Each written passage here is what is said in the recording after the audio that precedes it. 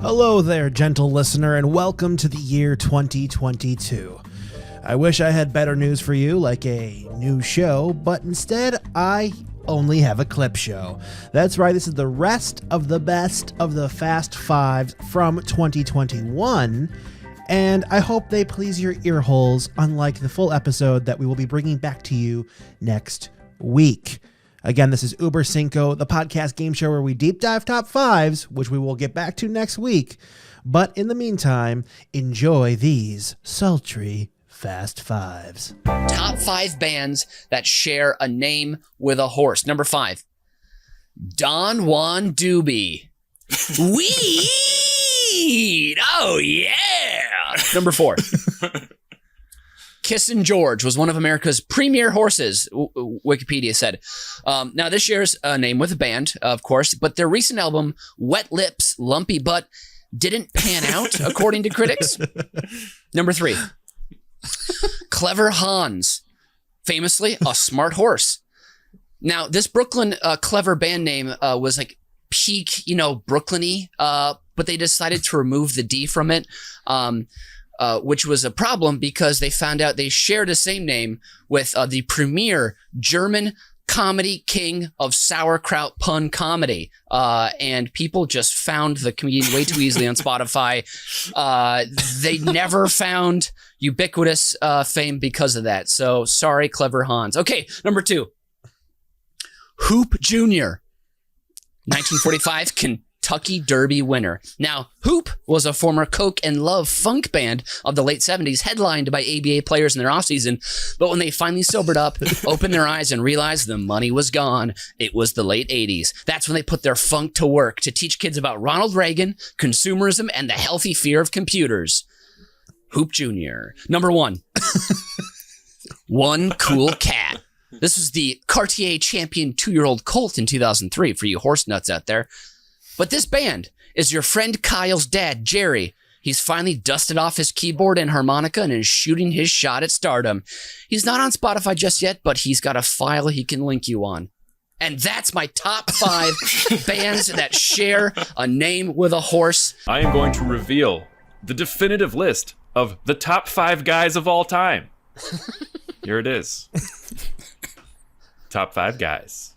Wait, hold on. Nathan, can I just say, we played action figures as kids. We always called it guys. We're going to play guys, we always say. So this is actually incredible. So if Wolverine's on this list, you've won. So let's play guys. This is the most epic game of guys we're ever going to play. The top 5 guys of all time. Number 5, Guy Fawkes. Remember, the 5th of November. On November 5th, Guy Fawkes was arrested at the Houses of Parliament in London, where he had helped set up massive explosives in an attempt to assassinate King James I. Citizens were encouraged to celebrate by lighting bonfires across the city, a tradition that carries on to this day.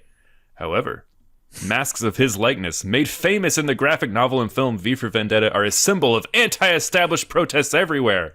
Was he a terrorist? Or was he, as he was described by one historian, the last man with honest intentions to enter Parliament? I don't have the answers. I can only say, what a guy. Number 4. Number 4, Guy Lombardo. This affable band leader provided many hits and wholesome New Year's Eve entertainment live on TV and radio for over 5 decades. If subdued crooning and rooms of sterile white people dancing doesn't set your toes a-tapping, how about this? This guy was also a champion hydroplane racer, winning every trophy available in the sport, only retiring at age 57 after surviving a crash while attempting to break the absolute water speed record, traveling at over 250 miles per hour. Whoa. Yeah. All you can say is, that's a hell of a guy. Number 3, that one guy.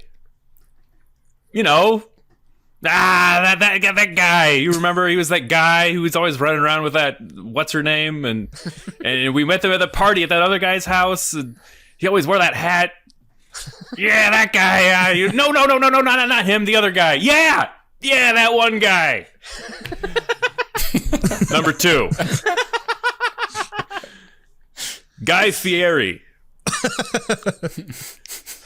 Make fun of the hair all you want. Make fun of the gaudy, kitschy, oversized button-up short-sleeve shirts that make him look, as someone once described him to me, as the guy who looks like he's perpetually on his way to a bowling alley. But did you know he was responsible for raising over $20 million for unemployed workers in the service industry during the COVID-19 pandemic? What a great guy. Wow. Number 1, Five Guys Burgers. This fast casual burger chain has enjoyed so much success that our number 2 on this list himself would even be envious.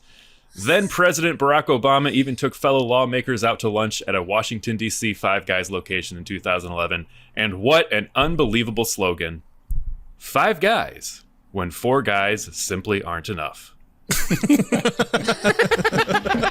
Brian, be the wind under my fucking wings, not the spit in my face. You fucking fuck. God damn it. I am so sorry.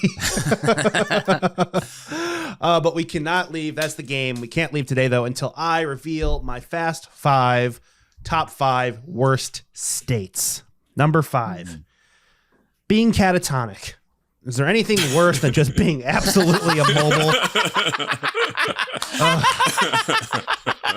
Yes, there is, because I have 4 more on my list. Number 4, State Farm.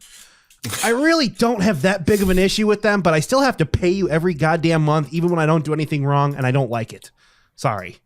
Number 3, having a state of mind. Nothing ever good comes out of determined folks looking to make others think like them. Get out of your state of mind. Bad. Number 2, when the British say a mess is a state. Oh, this room is such a state. Get off your goddamn high horse and call it a mess and get out of here. Go home. Number 1, Indiana. And that's this week's edition of Über Cinco.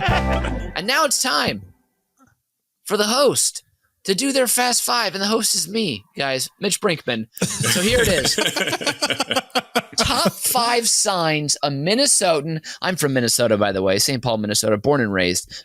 Proud of it. Here we go. Top 5 signs a Minnesotan is hitting on you.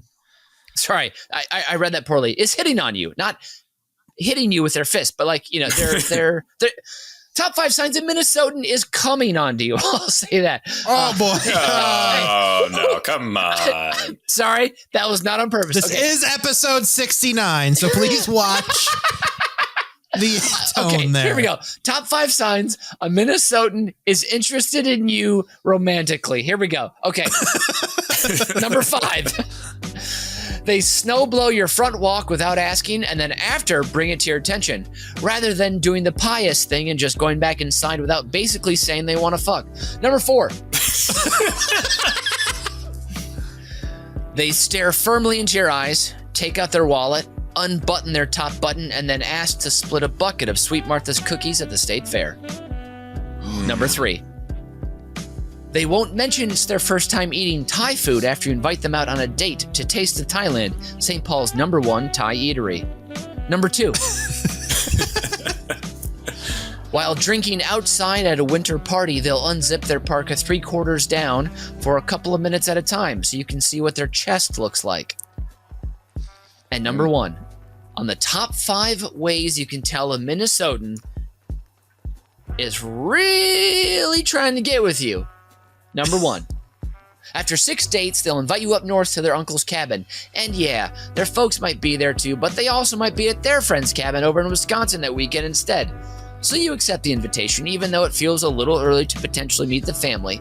Anyways, on your lunch break, you pop into Nordstrom Rack and end up finding a clearance deal on a smart-looking bathing suit and cashmere blend sweater that would be great for out on the dock at night. You start to actually look forward to it. Some on the Wednesday before, but you're still nervous. You haven't played enough trick-based card games yet to keep up with their family at this point. Thursday night arrives and their uncle calls you in a panic. They're already up at the cabin and they thought they had enough mayo up there. They really did. They're not trying to put you out or anything like that, but would it be too much trouble to pick up some mayonnaise on the way? No problem, you say. Easy, I got you. They mention quickly before leaving the call that Costco has a sale until Friday. You don't shop at Costco though, so you think nothing of it. Before you hop on the highway, you make a stop and pick up a jar of mayonnaise. Traffic is light on the way up. I mean, it's Minnesota, for Christ's sake. There's never really traffic, so stop complaining about it, Mom and Dad. You arrive at the beautiful cabin on Lake Mille Lacs. Everyone but Cousin Garrett is there already. You drop your bags in your room and bring the bag of mayo into the kitchen and leave it on the counter. The aunt stops dead in her tracks, staring at it. She looks at you, back at the mayo, as if you've got another trick up your sleeve. A smile widens on her face. Her eyes beg for more. "There's the mayo," you say as she busts out laughing, calling the rest of the family into the kitchen. This is when you find out their parents did end up making it. Now the hellos. Do you hug? Do you shake? Do you one-armed hug? Oh God, someone wants to bump it. Aunt says, "That's all the mayo. Isn't that cute? We'll need more." The whole family guffaws together, leaving you warming and silent. After her laughter dies down, their mom provides everyone relief and says she came prepared. There's an extra 2-gallon in the trunk. Their partner gives you a quick hug and informs you, "We're making multiple salads this weekend." That leader would have been gone like that. The snap of their fingers breaks you out of a trance. Who are these people? Why are these people? You're told, "It's okay. You had no idea. We're willing to forgive you." You've been given a second chance after you grossly miscalculated the amount of mayonnaise you'd need. And that's when you know a Minnesotan really wants to get in your long underwear. And that's this week's edition of Über Cinco. My top 5 ways my apartment is messy. And boys, I'm gonna need your help on this. Just follow my lead. I think you'll know what to do. Okay. Number 5. My apartment is so messy. How messy is it? It's so messy that when friends dropped in for a surprise visit and saw the state of my living room, I had to call 911 and report a burglary just to cover my tracks. Where's that rim shot? Get that rim shot in there. Number 4. My apartment is so messy. How messy is it? It's so messy that when I was looking for my lost car keys in the bedroom, I found the car instead. Woo! Number 3. My apartment is so messy. How messy? How messy is it? It's so messy. When my friend asked to borrow a winter coat, they were shocked that the first place I looked wasn't the closet, but this crisper drawer in the fridge. And I was right.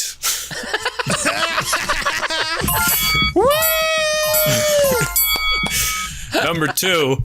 My apartment is so messy. How messy is it? It's so messy that you are dirtier after you get out of the shower than when you got in. Ooh, that's scummy, baby. Woo. And number 1, my apartment is so messy. How messy How is messy it? is it? It's so messy that if I died, my family would be sad, but they'd be more sad when they came to get my stuff and saw how I'd lived. Oh. Darn! Make a crime show about it. Yeah. Of course, we can't leave today without listening to my Fast Five, which of course is the top 5 nicknames for your shovel. Number 5, problem remover. Have someone that's a little bit too close to the truth. Grab your trusty problem remover and get to the bottom of it. Number 4, Old Betsy, because you used it to bury grandma. Number 3,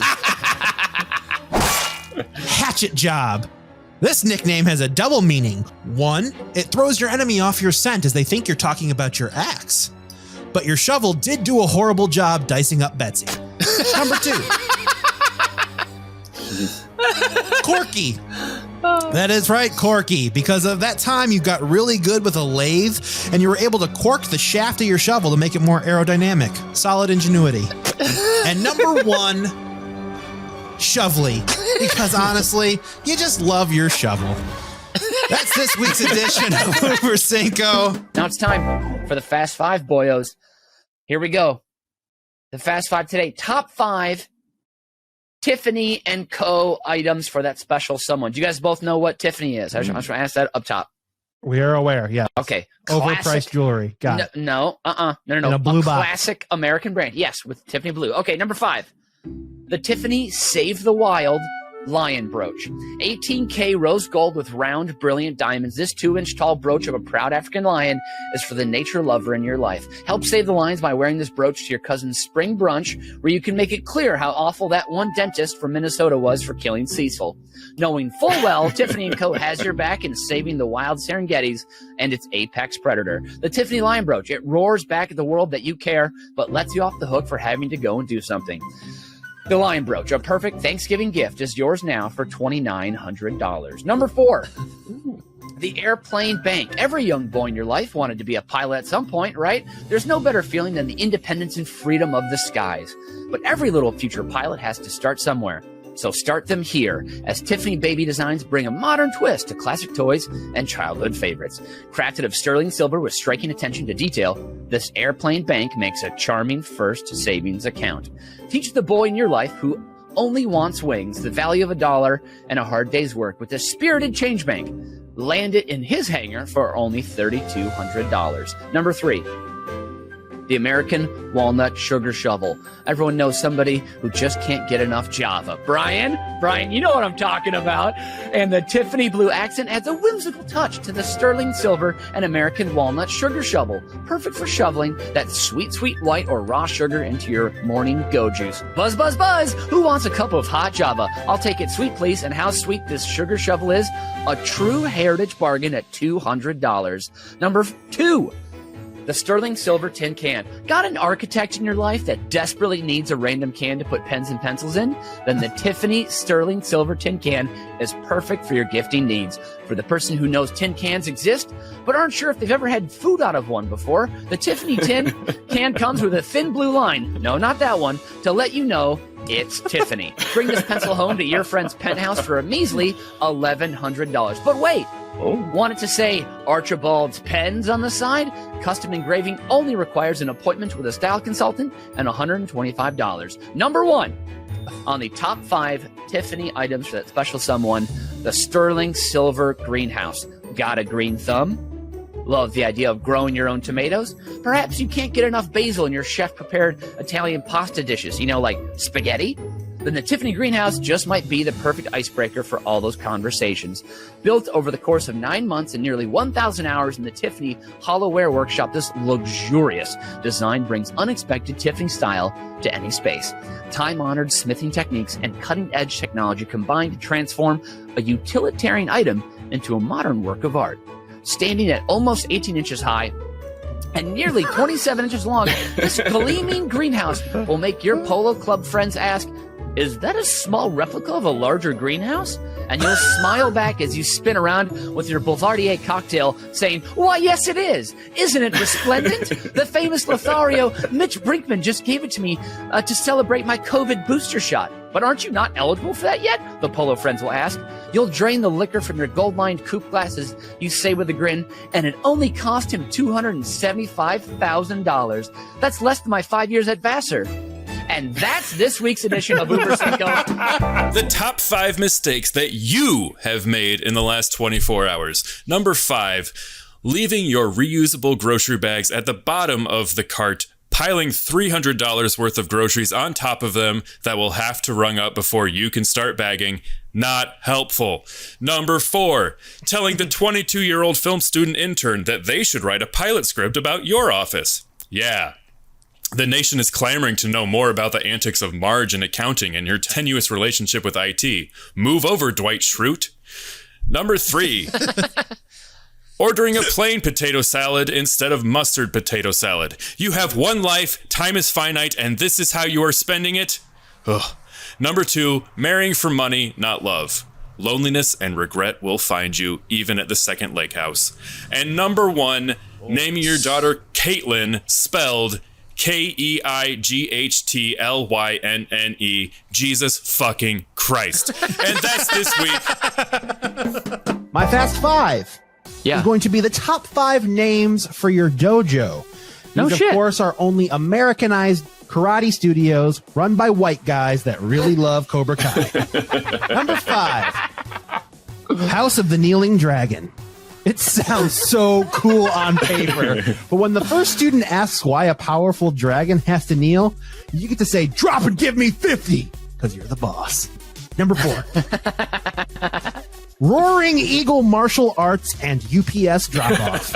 Oh, yes. Class signups are down, and you know what? UPS makes it easy for you to scan and earn. Number 3. Full life energy wellness and front kick society. We tried to be holistic, but sometimes violence is the answer. Number 2. Screaming Banshee Jiu-Jitsu. Chicago's premier loudest dojo. Number 1. Tiger Roar, Dragon Wing, Bear Claw, and Rabinowitz. Dojo masters and attorneys at law.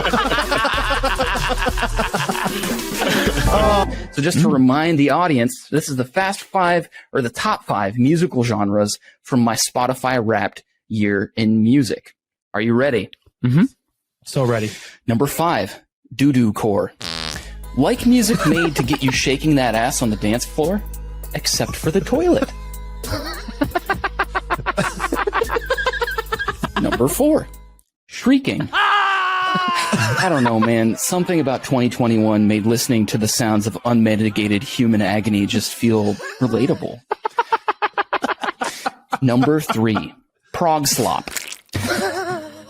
Bands that try are so 2010s. I'll take my prog rock made by a group of barely conscious Brooklyn vegans so overcome by ennui that they can barely be bothered to wake up, let alone learn how to play. Number 2, Gorth. No, not goth. Gorth. Move over, Chris Gaines. The man, the myth, the legend, Garth Brooks has reinvented himself yet again, and this time he's blazed a whole new musical subgenre in the process. Half country, half dank corner of an illegal industrial rave, all American.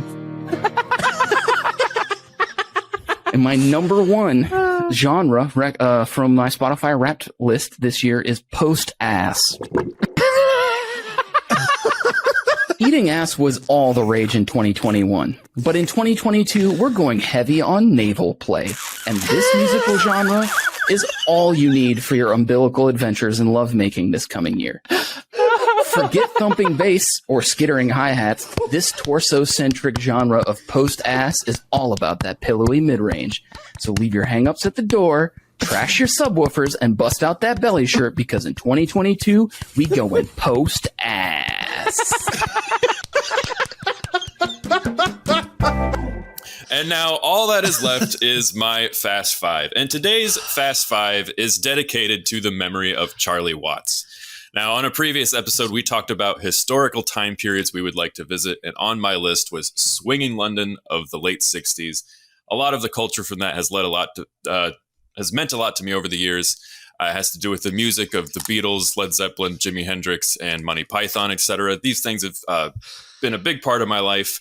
But I never got to experience while the Beatles were active or when Led Zeppelin was active or all those bands. But I got to be a part of the Rolling Stones experience for all of my life so far.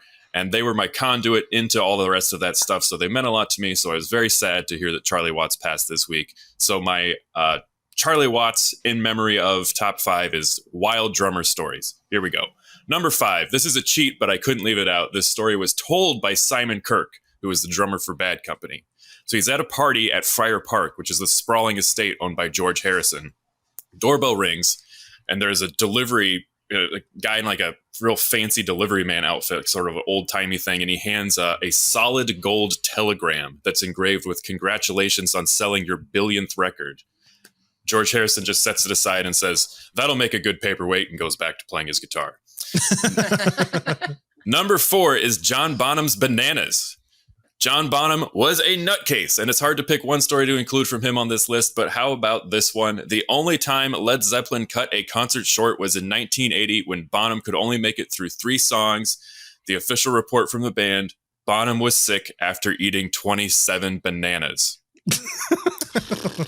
Is that what really happened? If you believe that, I've got some wooden drumsticks to sell you. Oh wait, drumsticks are made of wood. That joke doesn't work. Anyways, number 3, Ginger Baker. Ginger Baker was a nutcase, and if you want to see his insanity on full display, watch the truly bizarre and wildly entertaining documentary Beware of Mr. Baker. Baker was notoriously hard to get along with, and none of his bands lasted more than a couple of years due to his conflicts with band members. Bassist Jack Bruce was a particularly favorite target of Baker's outbursts, but for some reason they managed to be in 3 bands together. The highlight of their time together is no doubt when tensions were so high that Baker actually pulled a knife on Jack Bruce on stage. They did, of course, work together again. Number 2, Moon the Loon's Trousers. Keith Moon is a nutcase. We could do a whole episode with 2 top 5 lists of Keith Moon's debauchery, but I'm going to choose this cute little story. Moon would enlist a friend to go into London clothing stores, and the two would try on 1 pair of pants at the same time, each stuffing themselves into 1 pant leg. Then the sales staff would gather around them, trying to tell them to stop. But Moon was a force of nature. He was going to keep going, and so the 2 of them just piling into a size 32 pair of jeans, and eventually it would split in 2. But Moon had planted his chauffeur, who would just be around the corner, and he would waltz in right at the key moment and ask if they sold single-legged pairs of pants. And then he would pay full price and walk out with them. So no harm done. That's the only Keith Moon story I found where the last part is no harm done. And number 1 is, of course, reserved for Charlie Watts. One night on tour, Mick Jagger goes out to the bars, and he has a long night. He comes back at about 3 a.m. He comes into the hotel. He's holding court. He's got all kinds of fans and hangers-on around him. He goes to the hotel desk. He makes them give them the phone, and he repeatedly calls up to Charlie Watts' room where Charlie is sleeping. Finally, Charlie answers. Mick says, "Where's my drummer?" Was that a passable Mick impression? We'll let it slide. That's a good one. Yeah. "Where's my drummer?" Charlie hangs up the phone. He gets up. He shaves. He gets dressed. He puts on a suit. He shines his shoes. He combs his hair. Takes the elevator down to the lobby. Marches straight across. The crowd parts like the Red Sea.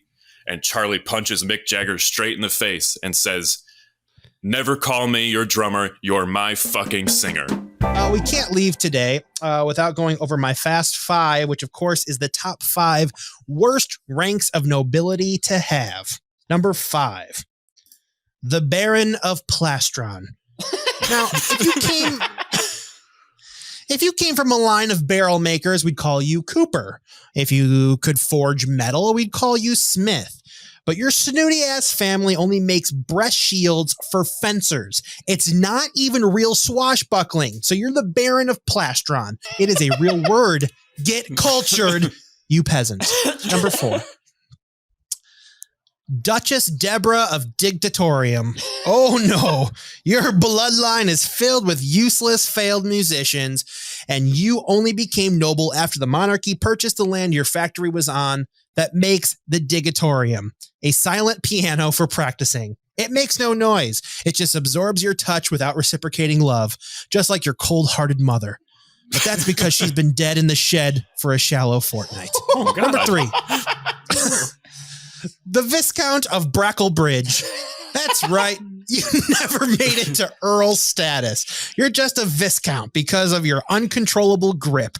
You had one job to deliver bread and cakes, but you shattered every loaf and cake that came through your service. To Brachle is to break, just like the crumbling bridge that leads to your gate. Number 2. The xenophobic Earl of 3 Acre Lot. You are a humble Earl and love your 3-acre plot. It's just enough for you. But you don't dream bigger because you're afraid of being jealous. If you have more than 3 acres, you'll have to converse with other people that have more than 3 acres. If you meet someone with 5 acres, how are you going to feel? Better to just accept your 3 acres and move on. Number 1, the Marchioness of Munchtown. Oh, man, you are a badass bitch. You killed your husband, the Marcus, and now no one suspects you. But you are a noble woman with rank above a countess, viscountess, and a baroness. But your husband owned Munchtown. You could not have inherited a worse named town, and now you are stuck with the Marchioness of Munchtown. That is the worst ranks of nobility. It's time. Fast 5 list. Here we go. Top 5 reasons to put your fist in your mouth. Number 5. So there's no room for your foot. All right, number 4. You accidentally swallowed a large format ice cube that's now lodged isn't melting fast enough and it's past your uvula. So just like when you're at the homecoming dance and Kelly said no, so you had to robot back to the snack table, Chief, it's time to save yourself. Number 3. You just slipped out Winnie the Pooh's back window after ransacking the place, and it's time to get rid of the evidence. Number 2. It's become monotonous putting it in the soft plaster wall where you hung those shelves to display the trophies you never won. Oh. And number 1, on the top 5 reasons to put your fist in your mouth, your butt got dull. And that's this week's episode of Über Cinco. And that leaves us back with my Fast 5, the top 5 job interview questions of all time. Number 5. Do you have a criminal record? And if so, which crime was the most fun? Number 4. Are those chocolate-covered almonds in your breast pocket? Can I have a handful? Number 3. Be honest. Do I come off as too needy? Number 2. Is freedom a transcendental idea which is mainly empirical, whether a faculty of beginning a series of successive things or states from itself is to be assumed, or is the practical concept of freedom the independence of our will from the coercion and necessitation through sensuous impulses? Number 1, who are you? How did you get in here? And why are you wearing my pants? And of course, we cannot leave today without the Fast 5, which is my long-drawn top 5 items I order on top of my drive-thru order to hold me over on the drive home. Number 5, at Taco Bell, an extra cinnamon twist to give my hands something to search for while I keep my eyes on the road. You can't have just one. All right, number 4.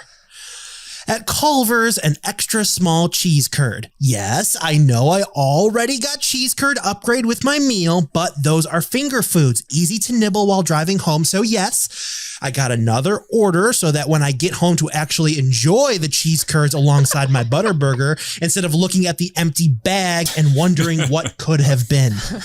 Number 3. Any Chicagoan that's ever passed a Portillo's drive-thru knows that line is always wrapped around the block. That's why I order an extra hot dog with ketchup and onion to gobble down, because I got more hungry in that wait. It's just science. Number 2. While in line at Wendy's, I get an extra double stack and a 4-piece nugget. All right. Those little burgers might as well be a slider from White Castle. They're so little, so it's just a snack.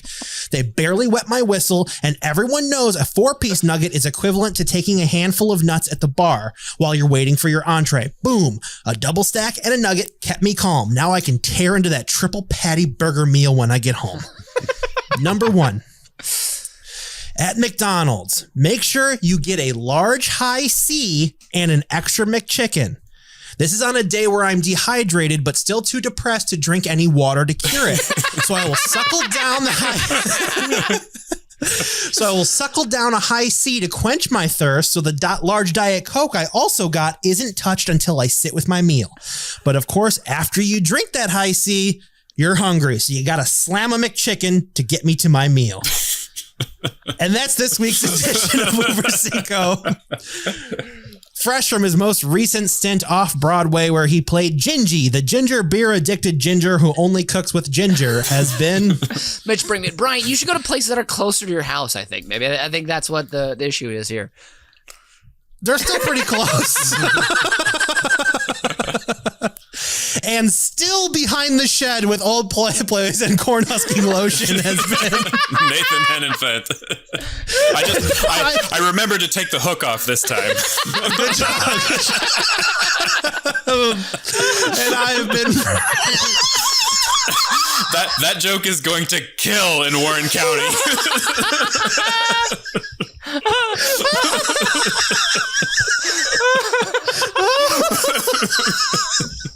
Oh God! And I have been Brian Ernston as Miss Merrill says.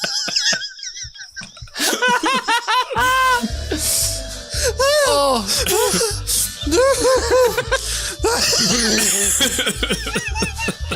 There he goes. There he goes. And as Bisbeer always says, don't worry about the thickness of your coat.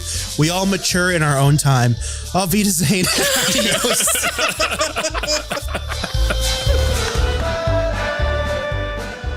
You've just listened to Über Cinco, a production of UBK Studios. Subscribe to the show on Apple Podcasts, Spotify, Stitcher, or wherever you get your fine podcasts from.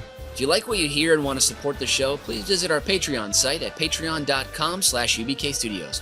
Every little bit helps us keep the lights on and the bill collectors at bay.